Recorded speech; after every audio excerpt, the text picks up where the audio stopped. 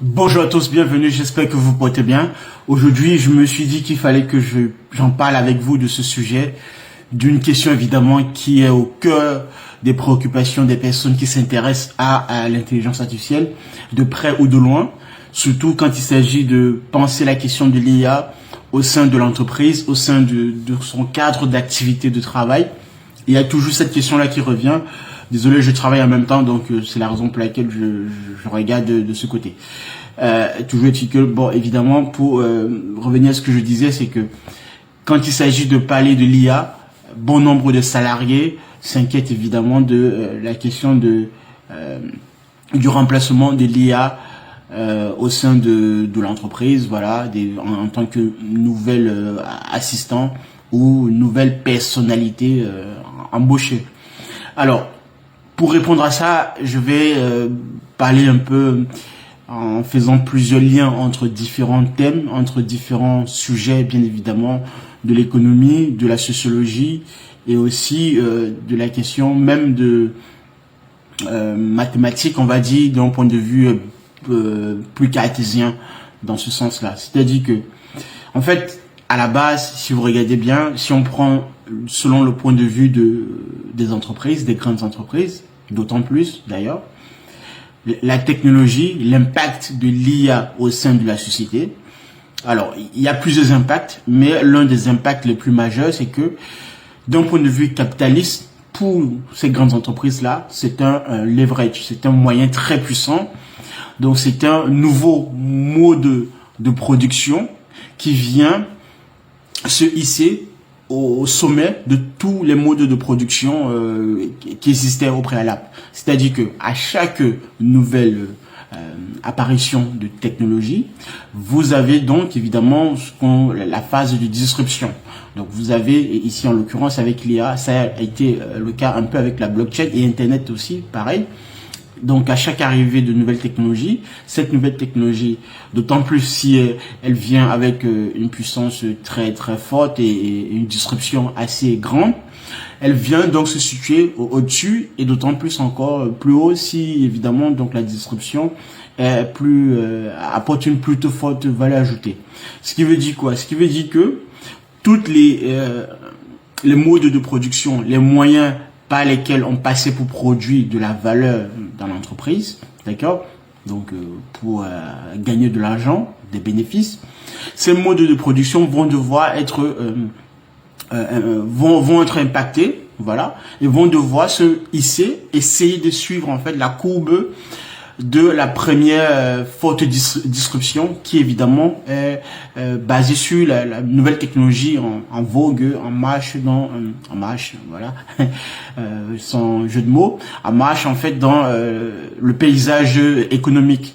Ce qui veut dire quoi? En plus de ça, ce qui veut dire donc que les salariés qui étaient donc habitués aux anciens modes de production, aux anciens moyens de production, doivent évidemment donc se former le plus rapidement possible pour pouvoir essayer à minima de suivre la tendance avec laquelle la nouvelle technologie évolue.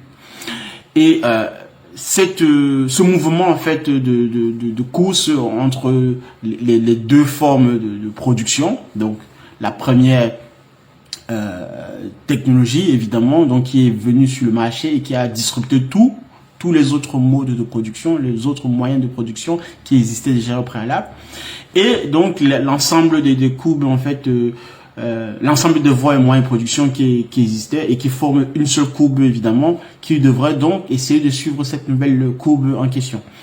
Ça, d'un point de vue mathématique, ce qui se passe en fait ici dans le phénomène, si vous regardez bien, pour essayer d'approximer ça, on va dire que la nouvelle courbe de production avance avec une vitesse beaucoup plus grande, évidemment.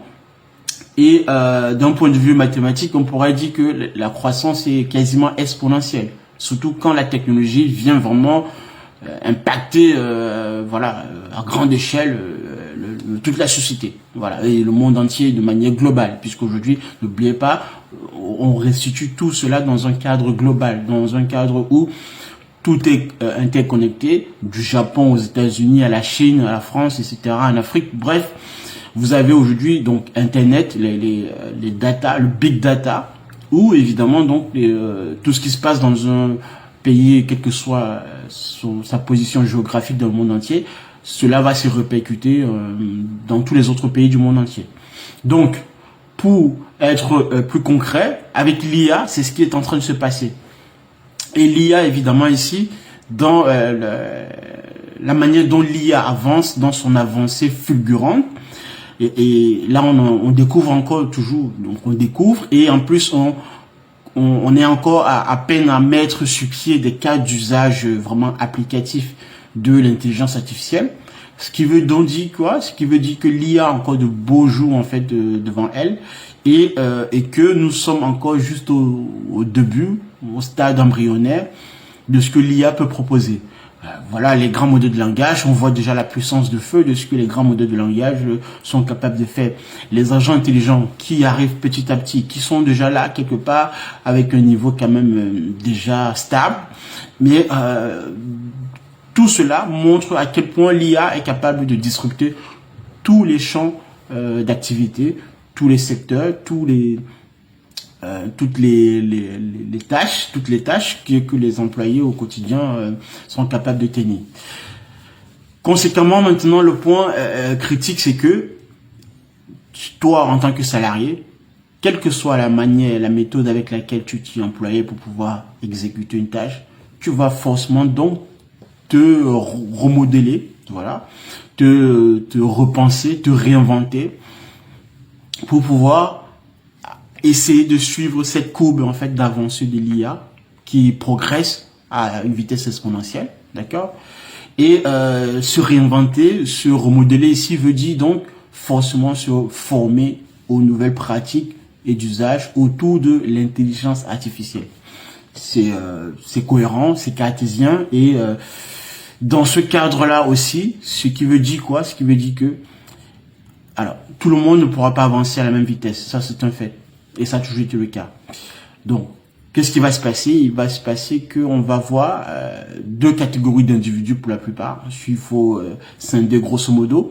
Une partie, donc, des salariés, d'autant plus, qui ont à peu près l'habitude de se former continuellement, les early adopters, ou les personnes qui ont l'habitude de découvrir les technologies en premier et qui sont curieuses en fait de toujours avancer, de toujours tester en premier lieu. Ces personnes-là vont avoir l'avantage par rapport aux autres personnes parce qu'évidemment il y a la faculté de jouer, de s'amuser avec la technologie, d'aller tester dès que ChatGPT ou les LLM de manière générale ces outils sortent. Ces personnes-là sont désireuses de tester, d'aller voir ce qui se passe et de ce que cela pourrait apporter au business ou à l'entreprise de manière générale. Se placer en tête du peloton.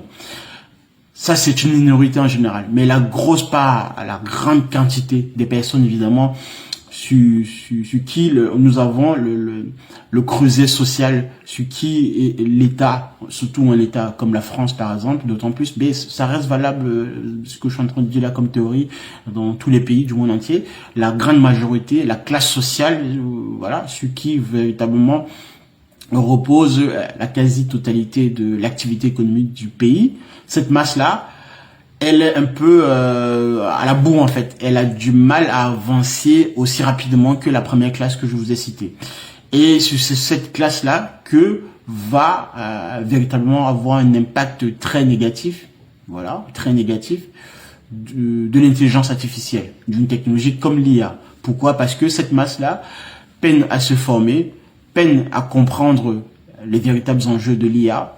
Et donc par conséquent n'arrive pas à se projeter dans l'avenir par rapport aux opportunités pour le coup de l'IA, parce que quand on a une vision pessimiste, quand on a du mal aussi à se former, forcément on voit les choses en négatif et on se dit que l'IA va forcément prendre mon emploi et par conséquent je me place dans une position de victimaire, voilà.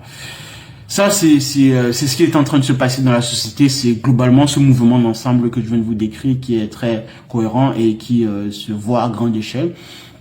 Et quand un pays, d'autant plus, a des conditions, des critères économiques ou sociaux un peu particulier, cela a encore beaucoup plus de poids par rapport à notre pays. Si je prends la France en particulier, puisque je connais très bien et que je suis, en France par exemple, tout particulièrement, le système social dans lequel on vit, l'IA va avoir, et c'est ce que je constate au quotidien quand je discute avec des personnes au quotidien et les personnes que je forme sur certaines pratiques sur l'IA, je constate que, par exemple, France Travail, Pôle emploi autrefois, va avoir du mal à contenir toute cette vague de personnes qui viendront se former à l'IA ou aux usages de l'IA parce que les grandes entreprises, elles, n'ont pas le temps, veulent aller plus rapidement parce qu'il y a une question de rentabilité économique.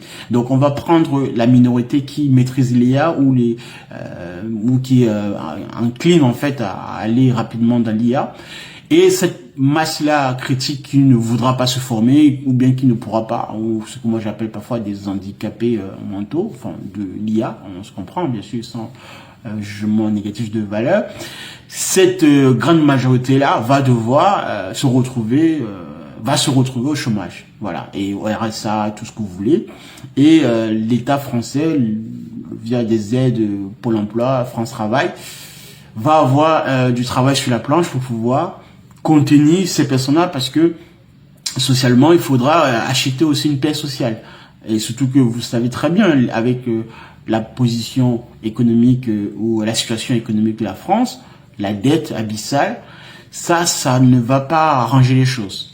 Donc, ce que je m'aimerais dire pour finir mon propos, c'est que formez-vous à l'IA, formez-vous aux usages de l'intelligence artificielle, aux cas pratiques, explorez, bien sûr, observez ce qui se passe et mettez-vous en position de quelqu'un qui recherche des opportunités. Vous voyez cela plutôt comme une opportunité, d'accord, de se réinventer, de se voir à nouveau dans un nouveau cadre du travail, parce que évidemment le nouveau paysage de l'emploi est en train de se modeler là sous nos yeux, d'accord, et forcément vous avez votre place, mais à condition évidemment de prendre ce que je viens de vous dire en considération, en compte dans le mouvement global de l'IA et le capitalisme, parce que évidemment, c'est inhérent au capitalisme, hein, ce que je vous dis. Hein. Vous prenez toutes les thèses idéologiques, etc.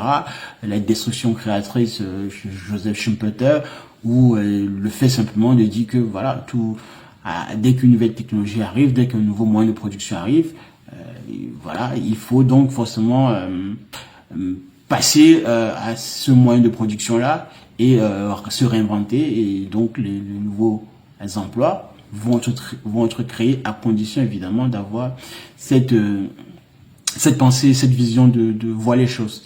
Merci de m'avoir écouté. On se retrouve à la prochaine pour une nouvelle compréhension globale de la manière dont les choses évoluent.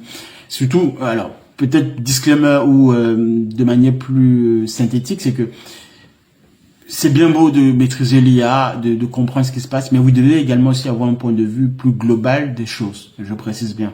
Ça, c'est ce qui fera aussi votre puissance et votre force de réadaptation vis-à-vis, quelle que soit la technologie, l'IA ou les sujets en société, pour que vous puissiez être quelqu'un assez malléable pour pouvoir donc naviguer dans un paysage chaotique. Voilà mon message global. Sur ce, je termine là-dessus. Je vous remercie de m'avoir écouté. On reste concentré et à la prochaine. Au revoir.